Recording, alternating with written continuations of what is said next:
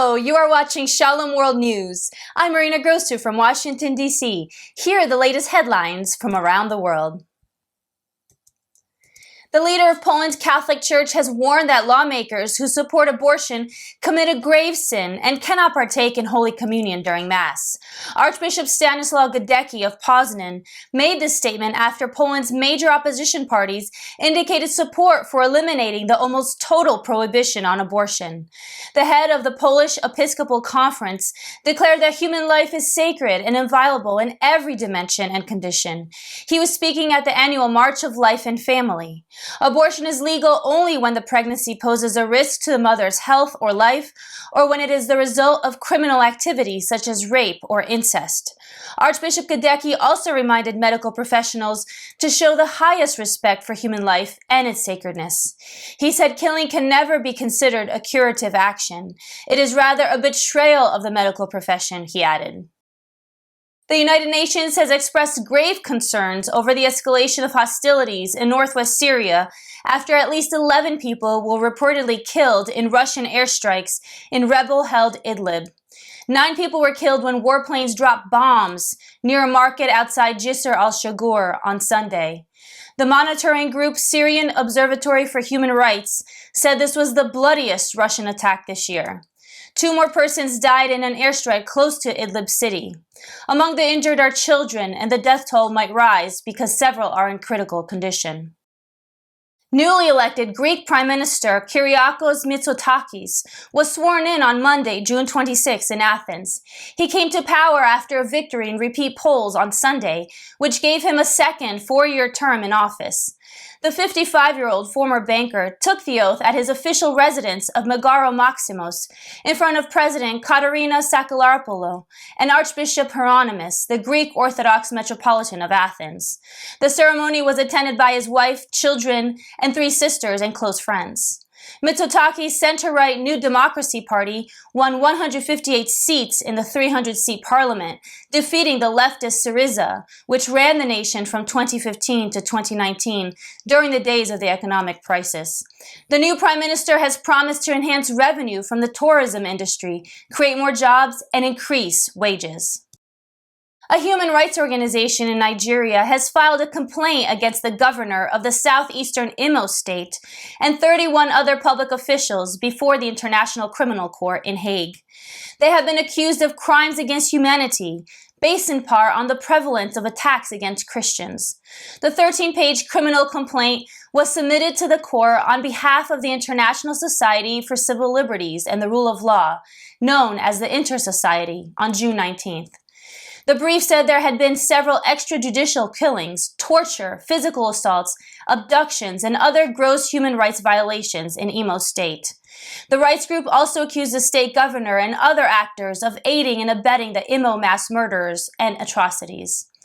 Intersociety said Nigerian Christians had been the targets of attacks by the country's Islamic jihadists and their protectors in the country's seats of power. Intersociety also sent a joint letter to 29 world leaders seeking their intervention in the Imo state to end the mass atrocity. The European Union's Judicial Cooperation Agency announced on Monday that the Netherlands and Belgium have joined a global inquiry into atrocities committed against the Yazidi minority in Syria and Iraq. France, Sweden, and the Hague-based Eurojust formed the joint investigation team in October 2021 to find and prosecute foreign extremists who targeted Yazidis during the war in Syria and Iraq. The joint investigation team is part of a larger international effort to bring those responsible for crimes against the Yazidi minority.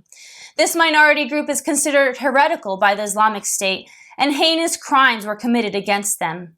Meanwhile, a German court sentenced a woman to more than 9 years in prison for enslaving a Yazidi woman and for participating in war crimes and genocide.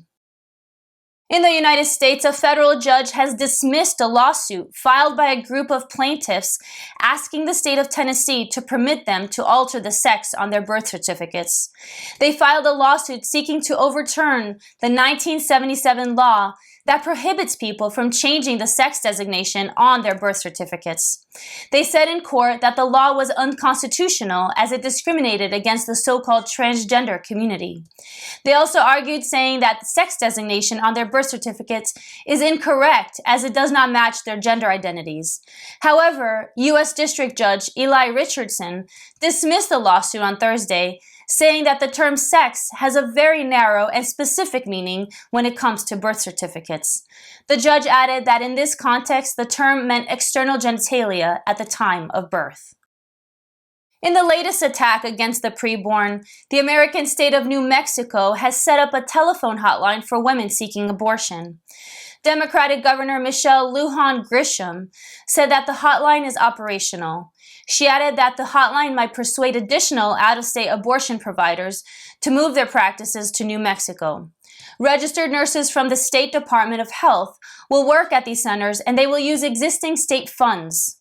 This measure comes as New Mexico reports an increase in abortions, primarily due to women from Texas and other states that have enacted tough anti-abortion laws going to New Mexico to get abortions. According to state data, more than 11,000 abortions were reported last year, compared with nearly 4,900 in 2021. So far this year, there have been almost 5,300 abortions in the state.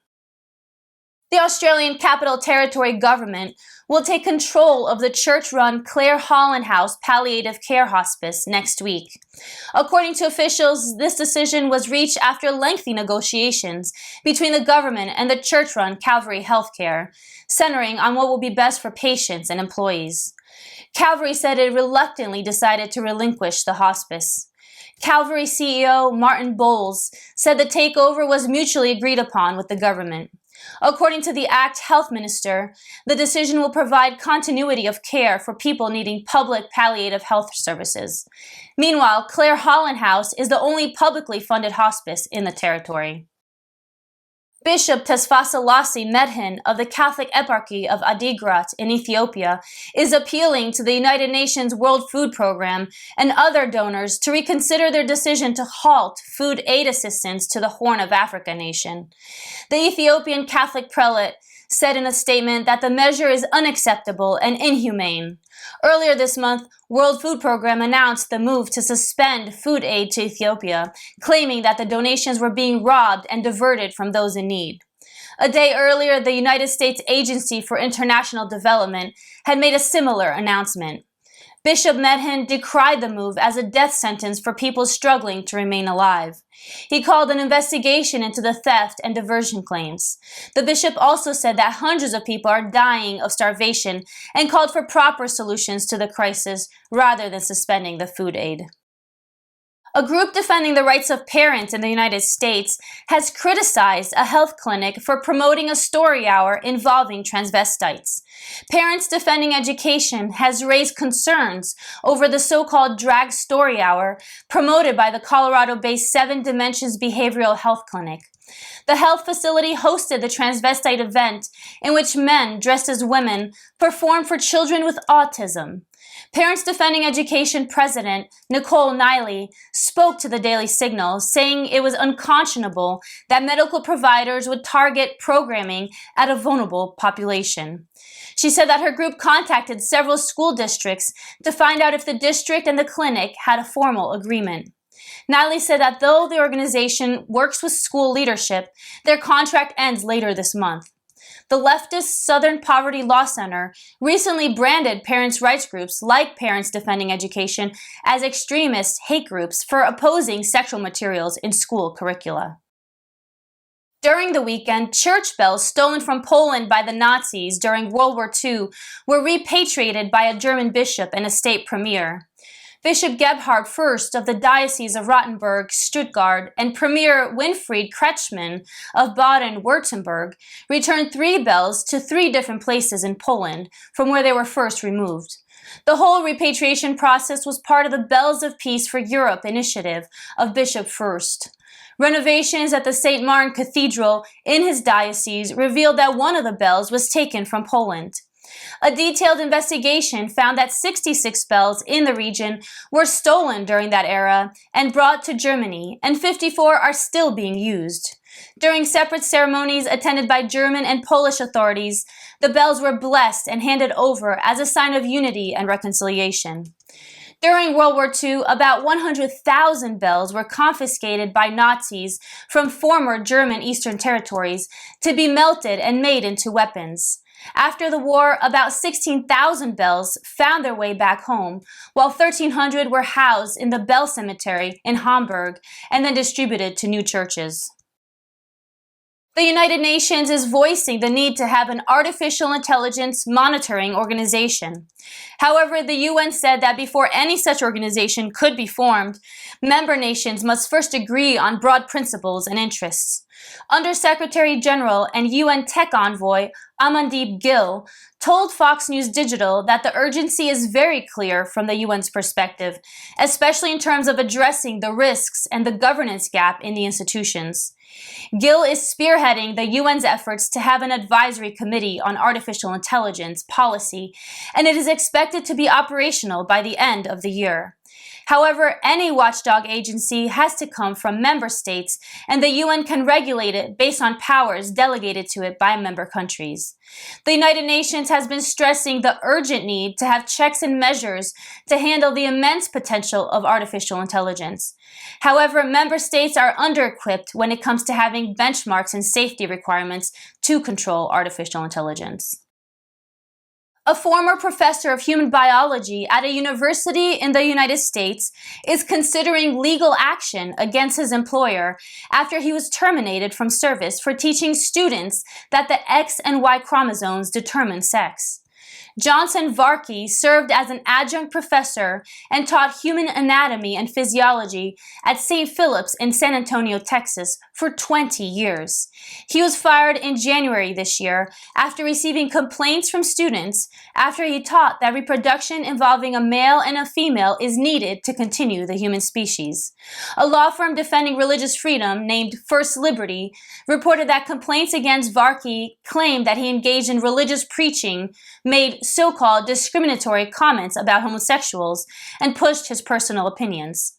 First Liberty said that the professor followed a school-approved and science-based curriculum and did not express personal opinions. And those are your latest headlines. Join us again tomorrow for more. You can also visit us at swnews.org for more updates. Shalom.